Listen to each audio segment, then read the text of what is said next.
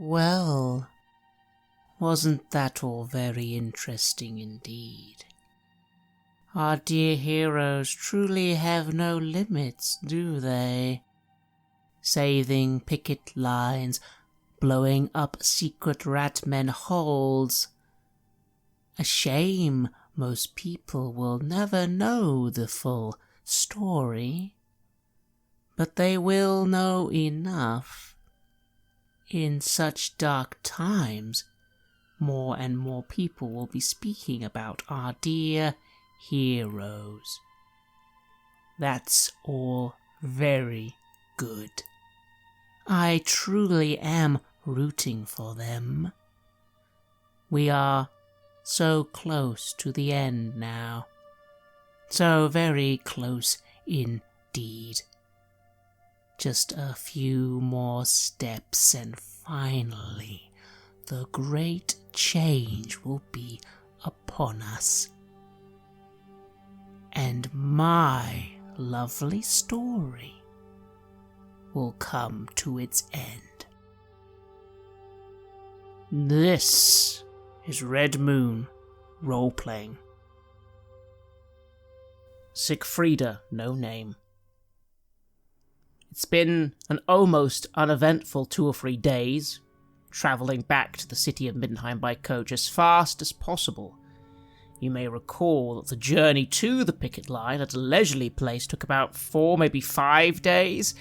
Now the journey back takes half, because you are riding at full pelt, stopping as little as possible. This makes sense according to your 2 interrogator friends and the coach driver. You need to get back to the city as soon as possible, and so you ride. Now, luckily for you, Siegfrieda, very little happens on the road. You're riding so fast, and the road itself is still quite well patrolled, that there are no bandits, no monsters in the dark. Just time to think.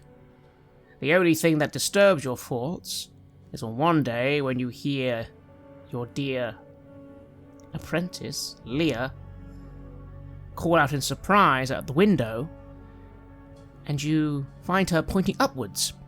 And you look up, and it's the strangest thing you've ever seen, because you are extremely certain that you see a giant flying boat rapidly moving above you, heading in the direction you're coming from. It's kind of hard to get any details on this bizarre contraption, other than that it does seem to have symbols of Middenheim? You think it has symbols of the city of Middenheim on it, on its sails and on its sides. But again, you're going very fast in one direction, and it's going even faster in the other. Your apprentice just looks at you for a moment. What on earth is that? You'll have to forgive my relative newness to Middenheim and lack of familiarity with their air navy. Is that normal, Leah? Don't know, Doctor. I've never seen nothing like that in my life. But it's got the Middenheim flags. Is it on our side? I hope so. Don't know if I can handle any more madness. I'll give her a little bit of comfort, pat on the hand, pull her back down into the coach. I suggest if you want to avoid the madness of the sky, stars and flying ships, just keep your eyes firmly on ground level. She nods and does as you say. She's been holding up, but you can't help but feel that she hasn't been very well. Not since the attack. But then again, who would be? How are you feeling, Siegfrieda? That's now days ago. And, well, here you are, safe in a carriage. But your friends, anything could have happened to them. And, well, the truth is you still yourself don't really know what the end of all that was. You know in the end that the picket was indeed attacked by something. Granted, from your point in battle, you didn't really see as much of it as the others did, but something definitely attacked you. Something with horrible catapults and giant monsters. And then it just went away. And now you're here, riding back with your message of, well, that something did indeed happen, and that everyone else is investigating it further. But how are you feeling? Oh, it's a combination of guilt and shame, relief. I think I feel guilty about that feeling of relief. I'm questioning my reality. So much of what happened in the last few days back at the picket line feels like a dream, or more accurately, a nightmare. I've obviously been involved in an awful lot of violence since, undertaking this road with Heinrich and with Krueger, but a full-on battle that could lead to a full-on war, with sieges, with massacres, with starvations, with all of the horrendous injuries and illnesses that come. I think I was unprepared for it, despite my extreme self-confidence when it comes to my medical knowledge. I was unprepared to deal with it, and I think I still am. But beyond all that rationality, yes, it's guilt. I left my companions to take on this evil, this chaos by themselves, and while logically I can explain to myself that I probably would have been more of a hindrance than a help in such a scenario, I have to wonder, what if one of them was injured and they needed my assistance? What if one of them was badly hurt, if they lost their guts or a limb or was shot through with something poisonous? What a bloody God's-struck idiot I have been, a coward, to suddenly take on the role of messenger when we were discussing it and agreeing that yes, my presence on the front line would be a danger to them and to myself. But what if even one of them got scratched and that wound got infected? Would they have the slightest clue how to deal with it? One of them could be brought low by such a simple ailment if I am not there. And of course I've just got to put these thoughts to the back of my head because it's too late now. I've made my decision. There's no turning around now. There's definitely no benefit to my trying to track them by myself or arranging a small platoon from that picket line to find them with me at their head. No, I have to go back to Middenheim and I have to explain what happened, and I just have to live with whatever the consequences of my decision are. These thoughts weigh heavy on your heart then, Siegfrieda. But that's all they do. The coach keeps on moving, and you find yourself back, as I said, in half the time. The question is, what did you immediately do? Did you personally go all the way back to the barracks house to meet with the Midden Marshal himself and make a report? Did you rely on the interrogators? That is, after all, their job. And instead just go back to your own home and just take a moment to make sure your apprentice was all right and maybe catch your breath? What exactly do you think you would have liked to have done? At the very least, I would have delivered the message myself to these barracks. If I've taken this choice to depart the picket line, at the very least I can, and my companions, the bare minimum, I can do what I said I would do, and that is act as the mouthpiece for the soldiers, the militia, and my companions heading into that mountain range and whatever was dwelling there.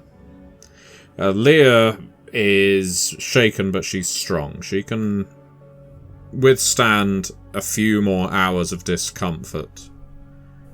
How do you present your message then? You are, of course, allowed in. You meet with Watch Commander Ulrich Schutzmann. He does seem slightly concerned, seeing only one of you. What do you tell him in summary? You know he's going to be asking many, many questions you don't have the answers to. So how do you try and keep this brief? The presentation goes about as well as most presentations go when I'm at their head. I try and start calmly, rationally, break everything down logically, and when he starts poking holes in my argument, and he starts trying to undermine what I'm saying, I start getting, well, let's call it passive-aggressive, before just getting outright aggressive and describing in as visceral detail as I can everything that I saw or heard of, concluding with the frank proclamation that my friends, the defenders of this city, this land, have ventured out there to take on this chaos by the horns, and your city needs to send as many armed men and women to guard that line and defend against any encroaching terrors as possible. Ulrich frowns, clenches his jaw a little. This is a troubling report. And yet there are several things that, forgive me, don't make sense. Not saying that's your fault. It would just be nice if the others were here. So, you believe, just to be clear, that another attack is immediate? I cannot speak for the imminence of an attack. I am not a military general. I am not on the side that was attacking. I do not know their tactics, their strategy. I'm sorry. My belief is that the danger is present, it is real, that the militia at the picket line have already suffered hundreds of casualties. So, regardless as to whether there is an immediate attack forthcoming, they at the very least need reserves. And my suggestion, hell, consider it an exercise, is send your best from the city, because if an attack comes and they aren't present, your land could be crawling with rat people, giants, monsters, siege engines, and all manner of things that, frankly, you do not wish the common folk of Middenheim to deal with. Their minds would break and their flesh would mutate. We've seen it before. You do make everything sound so easy, Lady Wittgenstein. If only the armies of men could be marshalled so easily. Do I? Well, that's it. Well, I will do my best. I will recommend we send what we can. You have to remember, several people are already up north dealing with the uprisings of the Nordlanders. Several other people are being sent south. Others west. We're currently facing threats from all sides, Lady Wittgenstein, but I believe you, I believe you. I'll try and get as many men as I can. I hope the Carlsbergers let us through. I think when they see your people arrive in force, and they go with the explanation that they are there to reinforce the picket line, well, I would hope that they would see reason and that there would not be yet another conflict put down in the east. But if the alternative is to leave it barren and just hope for the best, I would say that you are a fool to rely on such good fortune. And I'm not calling you a fool, sir. I am sure you will try your very best. I will. The other midden marshals will not be happy. Well, damn their happiness. They can do it uncomfortable. They can sit there in pain and rally their people through clenched teeth. It is their duty, is it not, to defend this land? He raises a hand and says, I hear you, my lady. Again, please do not think this is laziness or dereliction of duty. I keep telling you, I can only hope the other beastmen do not then raid from the west, as they have been. And I can only pray that the Nordland situation miraculously solves itself overnight. Maybe the Emperor himself will finally send reinforcements himself. That would sort out everything. I put my hand up, as if to stop him and to stop myself. Ultimately, Marshal, as I say, I am not a strategist. I cannot tell you where you need to deploy your people and in what proportions. These are things that I have never studied, and it would be wrong of me to claim expertise just because I've been behind the line in one battle. All I can report is what I have experienced, and that is monsters, verifiable monsters, beast people, laying siege out of nowhere on your picket line. So you do with that information as you see proper. I will cease with my demands. There aren't demands. They have a logic to them. You seem to constantly think I am against you, my lady. It's simply... there's a reason all our borders are not secure all the time. Especially now. Things... just be careful over the next few weeks. We're getting a lot of refugees in at the moment.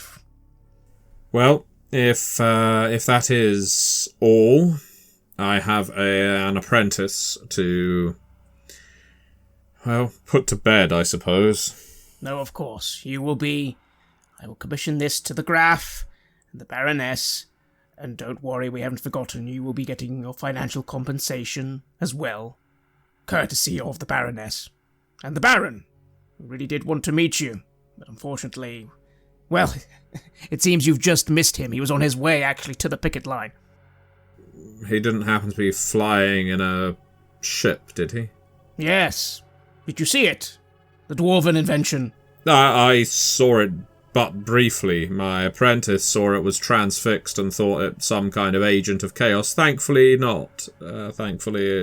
Remarkable, these inventions. It truly is. No, the Baron might be in a little bit of trouble with his sister. As you recall, he was not supposed to join you, but he kind of, well, decided to go in that direction anyway. Well, good fortune to him and to my companions who are out there behind the enemy lines right now and trying to pluck this problem out at the root. Yes, well, again, I will look forward to that report. Yes, no more questions. Thank you, my lady. As always, your service has been appreciated to the city. It is... I move between telling him it is my duty, it's a pleasure, it's an honour, and settle on, it's fine, and I leave. And so you return to your home, anxious perhaps. After all you can do now really is get on with your own life and wait. But you do not have to wait long, because eventually all of you return to Middenheim.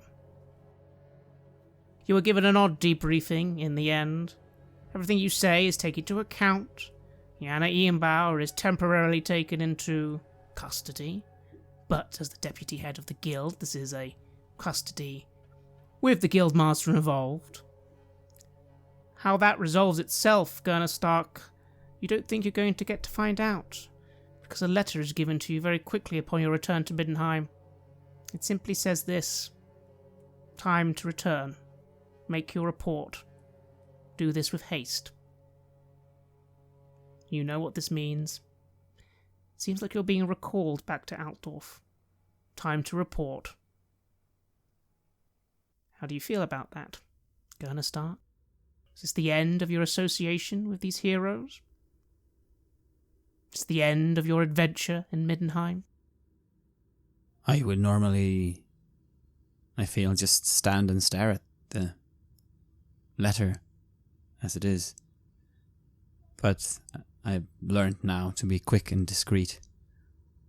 I read it, the few short lines, fold it up, and stash it away along my belongings where it can't be found. And I think to myself, well, I suppose that's it then. This group that I've been with now, been travelling with. They certainly are an interesting bunch. I can't believe I even... if you would call that falling in love with one of them. It's fun, really. And a bit bittersweet. I suppose at that point I'll keep it all as an important part of me becoming who I am supposed to be, wherever that is going to take me. Would you say goodbye to any of them before you depart? Would you say goodbye to Heinrich Schilf, or would you decide maybe it's best to just, as your job description often says, vanish? For now, at least. Part of me wants to go one last round with the guard and go down to the big cheese and have another fighting round, saying goodbye to every routine, everything that I've established here in this pretty big and interesting city, and everyone else. But I know that those who do know that I'm leaving, they will know, those who are supposed to know. I will drop by Heinrich specifically, though I won't say that I'm leaving. I'll bring up a casual conversation, asking him about how he knew Yana from before, if there are any indications from what he's seen previously then that she might be corrupted, and I'd like to take that into my own accounts as well, if ever I'd have to, well, make my way back here and finish that particular order of business, just so I know. Indeed. Heinrich Schilf, you emerge a victorious hero. Once again, the reports, the debriefs are all surprisingly quick. It seems these days people just take what you say for its value. The Baroness and the Baron are very happy with how things have gone. There are some amendments, of course.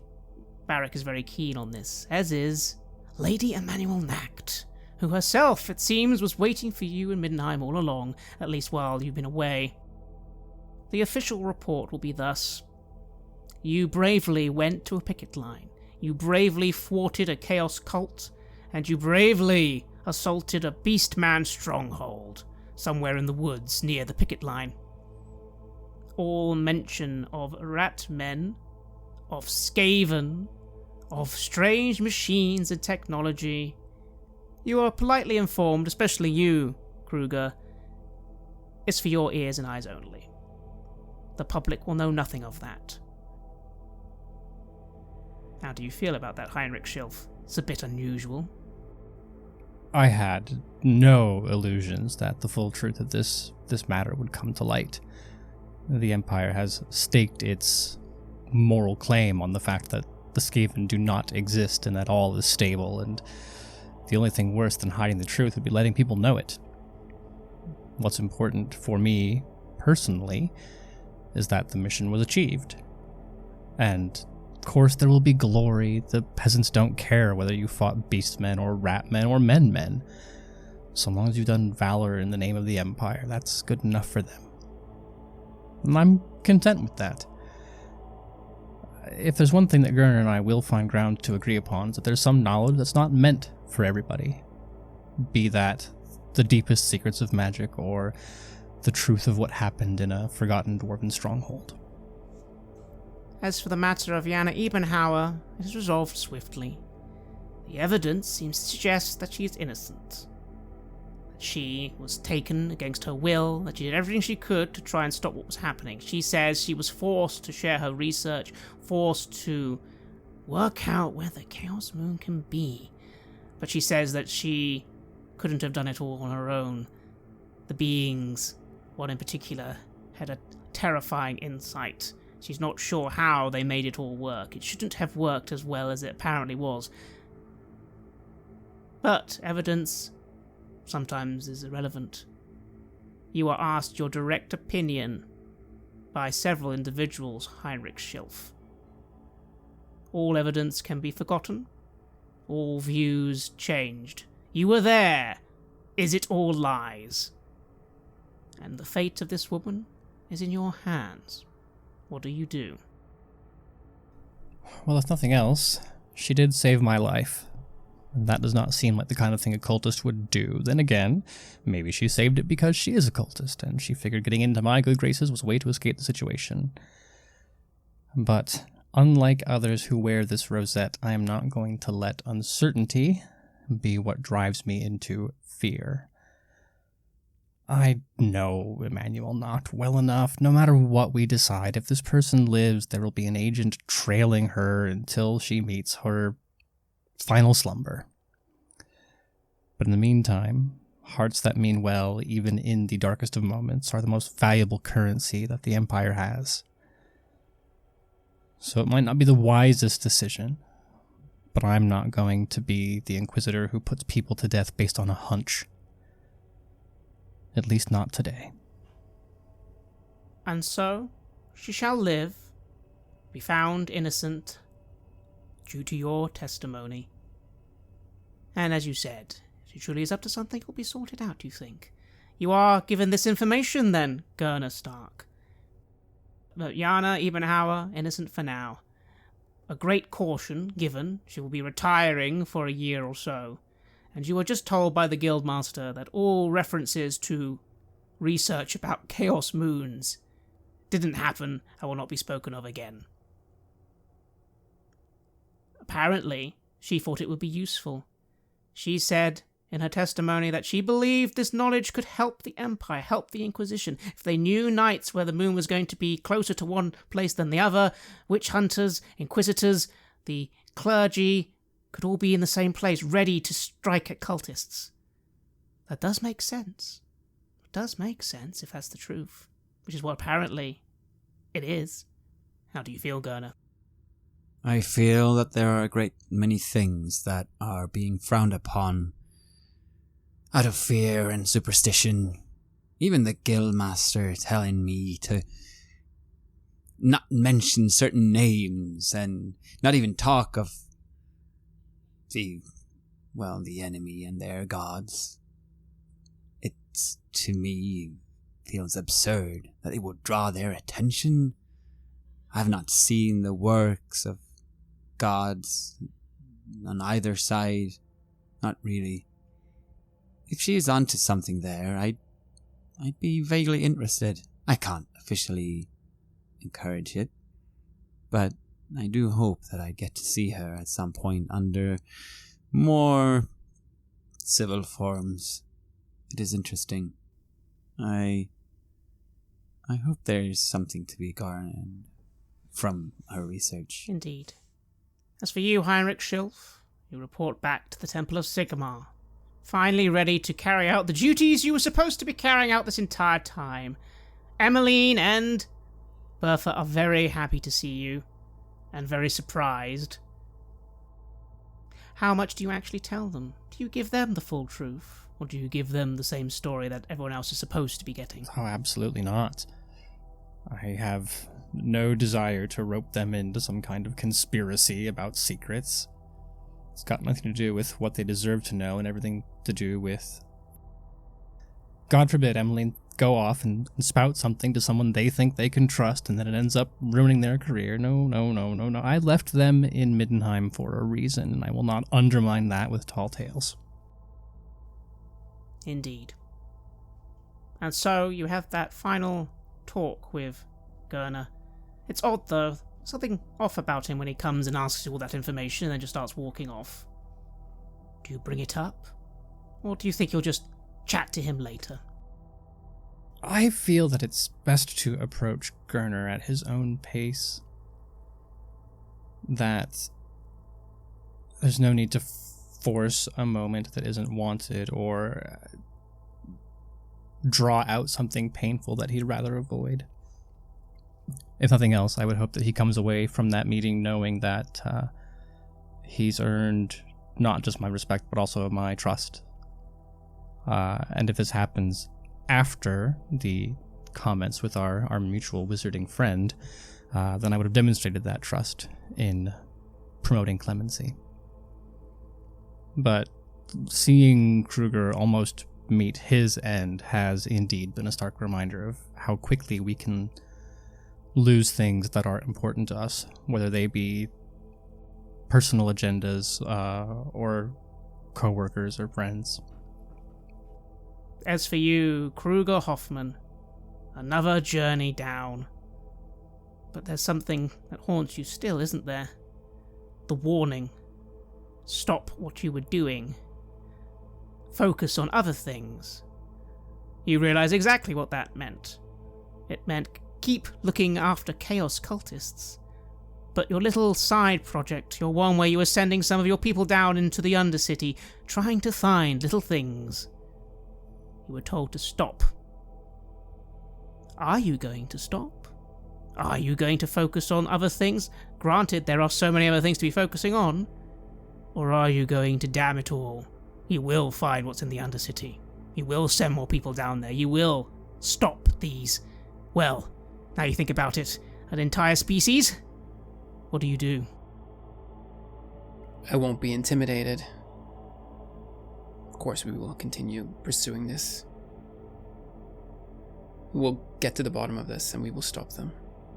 And it will have costs. But so would letting them continue with whatever foul deeds that they're doing. I'm not afraid. Perhaps I should be, but I'm not. You are not. What could happen? You have Sigma on your side, don't you? But there is one final thing that occurs to you. Your friend, Siegfrieda. What happened? Is she alright? You find out from some people quickly that yes, she is. But well, you imagine she must be worried sick. Will you find a moment to go and see her? Krueger? Reassure her that you all lived? Of course. Yes. And I might actually benefit from some of her attention as well. It was a long journey, and part of me is still a little bit broken from it. Siegfrieda, it's been another day or so. Not that long. How have you been busying yourself in your home? It's just as you left it. Yes, the window needed replacing, but it seems someone's done that in your absence, and otherwise, well, the place is only a little dusty. Leah's immediately set to cleaning. You didn't see the interrogators again, though they did at least check in on you to make sure you were okay, but it seems they had other things to be attending. The city has been a little unruly. You've seen quite a lot of traffic on the streets. It seems a great deal of citizens are fleeing the countryside to come to the city. There's no direct reason for this. Lots of them simply feel something's coming and have decided to upend their villages and just seek refuge in the walls. This is leading to a bit of overcrowding, and unfortunately a little bit of religious tension, because of course many of the people from the countryside are devout Ulricans. This is not helping the growing tensions between the Sigmarites and the Ulricans. Apart from that, what are you doing? How are you feeling? Well, I've had two choices I can make as ever. On one hand, I could just open up my practice again, my surgery, start treating people, pretend like everything is normal, at least do something useful while I wait for news from my companions. On the other, I could go back to studying the depths of esoterica and see if I can find some kind of magical edge. But I am not going to do that. I remember still how I pushed Erica away, and I hold her close right now. When it got into my head before, I know what that power feels like, because I read the words of it and then I felt it wash over me when I was at that picket line. I'm staying away from it for the time being. I will be opening up my surgery, or I have done, and I will be treating people as normal. What's more, I will be making no distinction between refugees and citizens, and frankly, I don't give a jot about their faith, as if they need medical help, they can come to me, especially in this time when desperation seems to be ruling. It would be good to get a lot of these injuries and ailments treated now before there's an even greater flood of refugees arriving. Indeed. And as you're going about your rounds, you hear a knock on your door. Yes, come in. And in enters an old friend. Krueger Hoffman. He looks a little unkempt. There's definitely an element of fatigue around his eyes. But he also has all his limbs. Doesn't seem to have any horrific injuries at all. Krueger Hoffman, you enter. You got here as soon as you could. And, well, what do? I'll move up to Siegfrieda and I'll say, we made it. We stopped them. And we survived. The others, they're fine too. They had to go take care of some things, but we did it. My mouth is slightly agape, but I have the composure to shut it. I, of course, embrace you, briefly, stiffly, but enough to show that I care, before stepping back and looking you up and down. How are you back so soon? Did you and the others turn around and...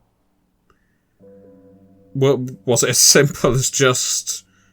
I don't understand it. You must have been pretty much on my heels. I'm sure I took the fastest coach back from the picket line. What happened? Sit down, Krueger. And I'll do just that.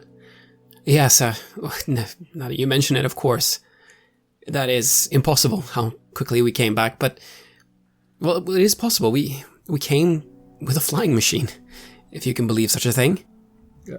I can. It came to pick us up, and took us back here. If not for that, it would have been a long trek back, especially with all the slaves that we freed over there.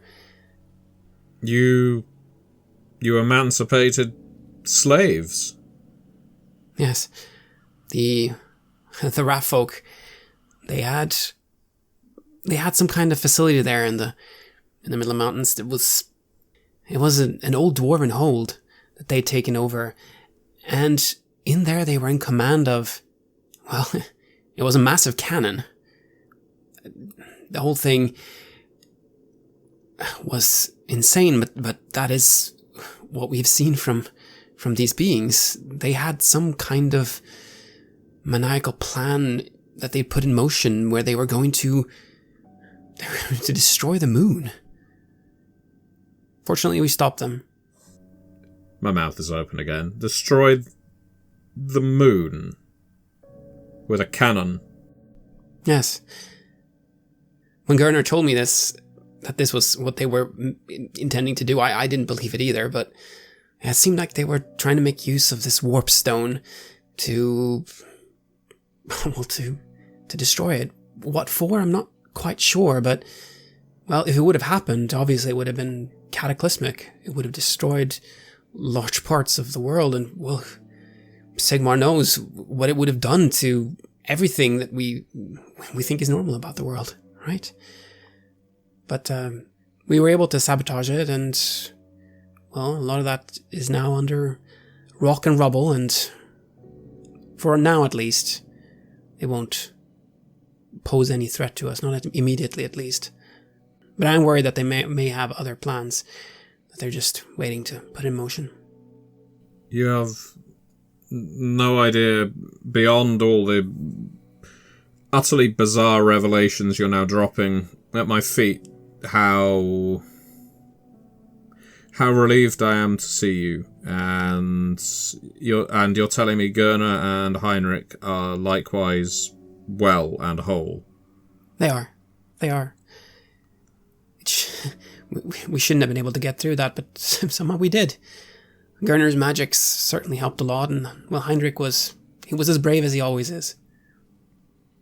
I myself then collapse into the patient's chair, which is sloped backwards, For a moment there, it's going to look like Krueger's the doctor, and I'm the patient waiting treatment. And my hand goes to my forehead.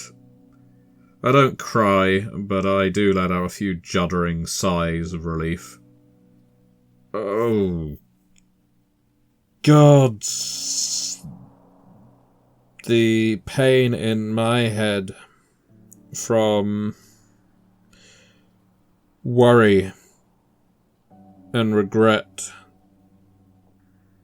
fear, all of these awful things, and none of them are anything compared to what the three of you have been going through, I have no doubt. The stories you're telling me right now of what you've encountered, what you've defeated, the people you've freed, are they heading back here to Middenheim? You're not sure, really, Krueger. I mean, a lot of them were people from villages. You imagine they'd want to go back. Although, well, weren't some of them from a village that's been set on fire, according to Heinrich? You're not sure, but you imagine that's where they'd be going. You don't really know. I'm not completely sure. I know that some of them were from villages that have been put to the fire, and they have nowhere to go back to. Perhaps some of them will come here to Middenheim. That's possible. I hope they will be taken care of. I will reach out to the people I know now in the guilds and see if I can rally some kind of support for aid for these these people who were enslaved and are now again free. But that's right now. Oh, Krueger, I am so incredibly relieved to see you back here. There is one thing, though, that does stick in your mind just for a second, Siegfrieda, especially after a comment you recently made. What about the picket line, though? Is the Chaos invasion over already? What was that all about? I do sit up, and in fact I get to my feet. We should probably celebrate with a drink, but before we do, what happened? What became of the picket line? Well, Krueger, you know not what happened immediately after, but you do realise there's one thing Siegfrieda might want to know. That was all a feint. Remember, it turned out that these things weren't attacking the picket line, or they were, but it was all a squabble, all a misdirection. You think you've learned that actually Chaos may have had nothing to do with this. That is, of course, if you believe that these things aren't just all serving Chaos anyway. But yes, you think Siegfrieda might want to know that part, for her own peace of mind. Well, it could be that it was some form of misdirection. They were not working together. That much is for sure. Well, that's going to... I'm sure, well, in fact, I hope you or one of the others has passed that on to the soldiers. If not, that's another message that I need to deliver, but I cannot regret that choice. I spoke to one of the marshals and I requested that they send more soldiers out there. I'm sure they've been doing nothing but twiddling their thumbs waiting for an attack, but hopefully it didn't cause more trouble than was necessary. Here's to hoping. But yes, it's good to see you too. And it's good to see that you are alright as well. You just came back recently, or...? Yes. In the last couple of days, we just opened the surgery again. Honestly, I wasn't imagining I'd hear from you. I wasn't imagining seeing you again. Probably, well, I don't know, a week at best, maybe longer. And the fact that you are back so soon, I am, of course, incredibly happy. Don't worry, when I am stumbling over my thoughts, it's more because I'm voicing them rather than keeping them in my head. I'm not really thinking straight. It's not that I have any regret that you're here. Far from it. It's just I am trying to unscramble certain ideas that have been keeping me awake all night, and now that you're back, trying to make sense of so much. As much as I don't think alcohol is the cure to all ills right now, I think it would be a relief for mine. I'd be happy to join you. I will call up to Leah to ensure that any patients that arrive in the next hour if they have major needs, to refer them to a better surgery where the doctor hasn't just walked out in the middle of her shift. And if they have minor treatment needs, then Leah can deal with them, and I will return in an hour. As the pair of you get ready to leave and have a good, long drink, you are interrupted. At the door again. Someone else knocks. As you were both going towards the door in the first place, you open it to find a familiar face. Dr. Luigi Parvot. He blinks and bows before you. "Ah, my lady! Oh, my... Signora, my apologies. I just happened to find myself in the neighborhood and... and Herr Krueger, a pleasure. They're talking about you in the court, that's for sure." I hope they're saying good things about us. "Ha! Oh, good things. Stopped a chaotic invasion of beastmen from the east single-handedly. Of course they are." Well, when you put it like that, I guess that is quite something to talk about. Indeed. And you'll note, Siegfried, the way he says beastmen. And Krueger, maybe you give her just a little look that says all it needs to say, that perhaps, as always, some of the story will not be coming out to the public quite as it actually happened. Mm-hmm. But the doctor then looks to you. "My lady, I just wanted to quickly, hand you something before you, if you're going to be off with your friend, don't let me interrupt." No. What is it, Dr. Parvot? You're a trusted confidant. He hands you a letter. As you read it, it doesn't take long to figure out what it is. It's a recommendation for an appointment. A court physician appointment. He looks at you reading and smiles. Is it his recommendation, or has it come from someone else? It is his recommendation as you get to the end. And is the court this one in Middenheim? It is. Well, I will break from ceremony. First I will smile, then I will shake him by the hand, and then I will give him... probably, and rather unfairly, a much bigger hug than I've ever given Krueger or Heinrich. There is a moment of awkwardness on his features at the slight impropriety of a hug from a noble lady, but he does then start laughing too. "Oh, my lady, signora, you'll give me too much credit. No, the truth is, my treatments have gone as far as they will. I think in the case of your treatments, well... that might all be all the boy needs. Times are getting a little rough around here, and I confess, I wish to return to Tilia. There are some things I'd like to do there. So, I have informed the Graf that if you will take the position, I am happy to step down and give it, to yourself. Who could be better?" "Oh, Luigi, my friend, you can't leave with... I need you here." "Oh, Signora, if only. I honestly do have some things I need to get done in my homeland, and if I'm honest," he looks at the pair of you, "war doesn't suit me very well. I don't really want to be in a city under siege. Not that that will happen. I'm sure it won't. But just in case.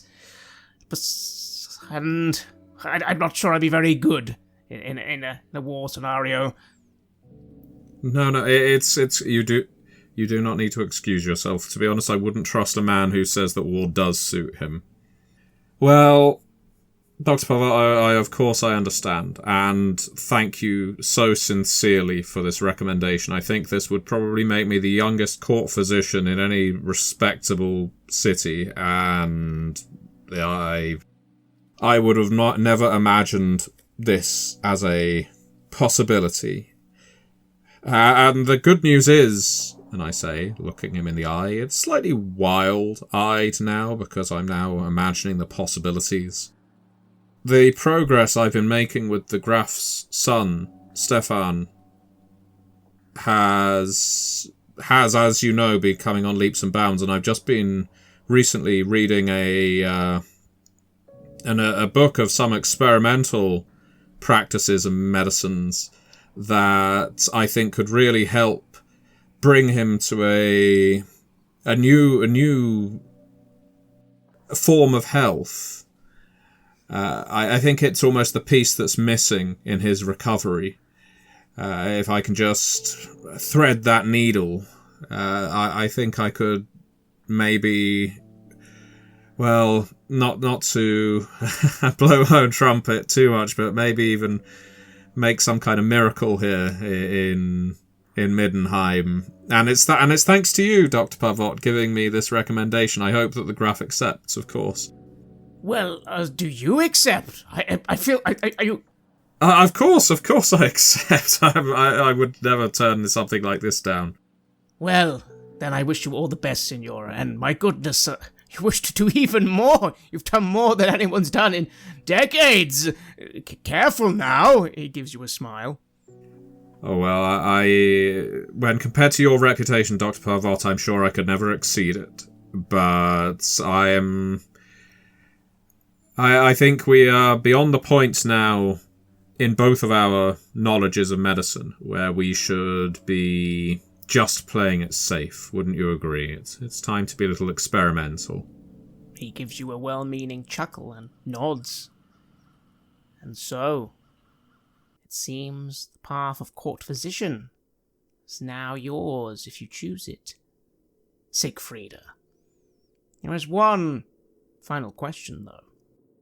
The truth is, over the next few days at least, you do notice that your treatments as they have been do seem to have come to their final point. But as you said, there are other routes. You're also quickly given by Krueger a small gift that came from the establishment. 20 gold crowns. That's enough, perhaps, to finally clear that debt. But it's as you're clearing that debt that you come into contact with individuals, and an opportunity presents itself. Will you use this opportunity to seek out the spider? Will you use this opportunity, being very careful, of course, to just get yourself a few more books that maybe, according to some people, are slightly illegal and heretical, but could be filled with more knowledge, more medical knowledge? Or will you decide that you've had enough of that and rely on your own skill, your own merits to continue your treatments? I think with 20 gold crowns to my name, even if it is just to ensure the safe disposal of these occult tomes, taking them into my care would probably be the wisest course. Yes, clearing the debt is fine, and I have more than enough crowns at this point to do that, and bid that underground goodbye, but I think with a mind to ensuring that it does not get into my head, of course. I don't want to risk any kind of maladies on myself. I can now see a world of opportunities opening up. Of course. And so, yes, reaching out to this spider, finally, may be a good idea. It was recommended some time ago, so why not take the plunge? Indeed. It won't be too tricky to organize. It won't be too tricky to avoid scrutiny. After all, you're a hero of Middenheim. And as the days go on, you're something else as well. A little nickname starts being used for you. You hear it from one of the patients. After all, you are treating so many of the poor refugees. The Dove of Shalia. Apparently, a individual who literally washes the feet of the poor. Interesting little nickname, but you think to yourself it's only a nickname. It's a silly one as well. You're sure it won't catch on. No, and what's one more name to add to the catalogue of epithets? Indeed. Krueger Hoffman, you return to your post. You return to your duties. But there is one last decision for you as well. As you've said earlier, you have dedicated yourself to hunting down the Skaven. You will not be dissuaded, you won't be dismissed. They say there are greater threats. No, they're not. Even chaos, perhaps, can wait. At least that's what you were thinking. But as you sat down, you realize you do have to work out a way of conducting yourself. Are you going to simply continue as you were?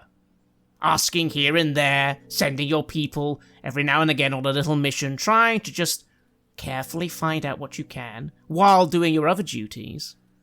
Or are you going to take initiative on your own? Perhaps even go against orders, go on personal missions, fund them yourself? How will you approach your new desire? I think the latter. I'm committed to stopping these Skaven, and if there's people who are going to try to get into the way of that, who are going to try to prevent us from doing that, then I'm not going to let that happen, because there is a threat that is greater than anything else, and it is them. They have ambitions and plans that clearly go further than any dark forces, any purple hands, any chaos cults, all these things. They want to change the world to suit them, and we don't have a place in that world. So I must stop them. Indeed. And so you will, though it will come at great cost financially, to your reputation, and your very well-being. But that is a tale for another day. Somewhere deep beneath the Empire, close to the borders of the great city of Skaven Blight, a conversation takes place. Flair Twitchkill, master assassin and agent of Clan Eshin, has successfully carried out his mission, not only on behalf of his clan, but also on behalf of the Grey Skier Skitrar, Herald of the Council of 13. The Herald is most pleased with the work of Clan Eshin, and will make sure they are given several boons in the future. The agent is happy to have done his duty, but does wonder one thing. Can these heroes of Middenheim truly be left alone for now, after all they've seen and done? The Herald considers this for a moment, before saying, of course, they've done their duty well after all for man-things. They are the perfect scapegoats after all. None of the council will ever suspect that sabotage to such a project came from within. They will blame Malice Manrak for being too bold, too loud, and drawing the attention of the man-things. All blame shall fall on these heroes and their leaders. This is a good thing. Let the man-things scramble around blind in the dark hunting shadows. Let them think whatever they want. It doesn't matter. The Horned Rat's will eventually be carried out. Besides, the Herald knows that many of the council secretly were opposed to the project from the start. A weapon that harms the moon? Yes, the Warpstone harvest would be plentiful, but the moon is sacred. The moon is vital to the final coming of the Horned Rat. It was always heresy to suggest otherwise. So by letting these humans take all the blame and survive, well, all attention can be focused on them for a time. The Herald does ask one last thing from the agent, though. Did it succeed on its other mission as well? The agent nods eagerly. Yes, it did. It hands over the plans taken from Carrick Skieg, moments before those Warpstone charges were laid. The schematics, the plans for the Great Cannon. Such a weapon in the correct hands one day could prove useful. Very useful indeed. Naturally, for less heretical purposes, of course. After all, one day the Horned Rat will rise. Not today, perhaps, but soon. Very soon indeed. For now, the empire of man can wait. After all, The Herald is gifted many insights from the Horned Rat himself. The man-things have troubles of their own coming. Let them tear each other apart first. The Skaven can wait.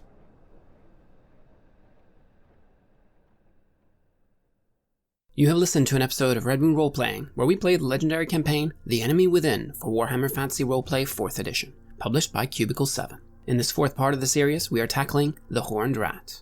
Joining us as players in this series are none other than Aaron Hammonds from Queen's Court Games and our dear friend Matthew Dawkins. The music was made by Flowers for Body Snatchers, Wordclock, Metatron Omega, Aegir Sonus, Apocryphus, Halgrath, and Northumbria, featuring a number of collaborations with other artists, and was used with permission from their label Cryochamber. Check out their website at cryochamber.bandcamp.com or their YouTube channel for some moody dark ambient for your gaming table. We would like to give massive thanks to our champions of the Red Moon, Martin Heuschober, Simon Cooper, David, Julia, Camilla, Bob Lange, Cameron, Graham Barey, Doug Thomson, Lily, and Mike Parker for their generous support. We would of course also like to thank all of our other patrons. Without your support, the show would not be possible. If you want to support our work, please check it out on Patreon. You can get access to our Warhammer Fantasy Roleplay bonus campaign, Rough Nights and Hard Days, as well as bonus campaigns for Cult of Divinity Lost and Call of Cthulhu there. On top of that, we also offer early and raw access to all of our recordings. You can also hear your name read on the show as a champion of the Red Moon, as well as play some Cult with us. Most importantly, that support is what keeps the show going, so do check it out there. Thank you again for listening, and remember that Skaven are definitely not real, and even if they were, the Emperor would have already dealt with that threat.